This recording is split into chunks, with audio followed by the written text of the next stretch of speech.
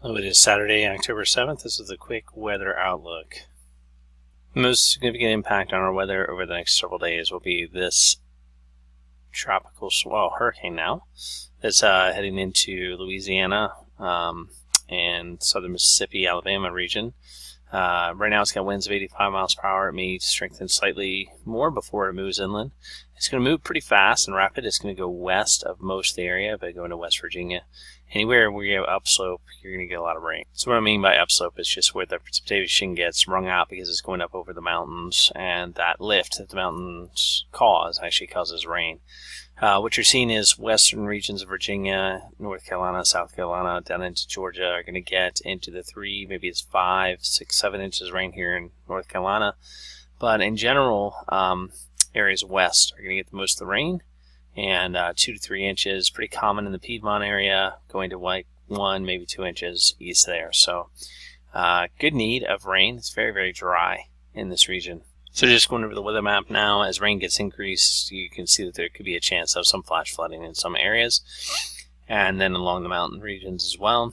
That'd be the most likely, but I mean, in these areas, the flash flood potential once you get up into Virginia region is very, very high, like 5 inches, which is pretty big. Then you got the tropical depression moving through, and we have this front that's going to hang up in the region, and that front hanging up in the region, as well as another cold front trying to follow up, are going to cause kind of cloudy conditions for all of mid-Atlantic pretty much through next week, with chances of showers on and off during the time frame. So just looking at the low pressure system from Nate, it will move on to the northeast. Here's this front that kind of slowly meanders, then kind of gets stuck in North Carolina with the low pressure system forming along it.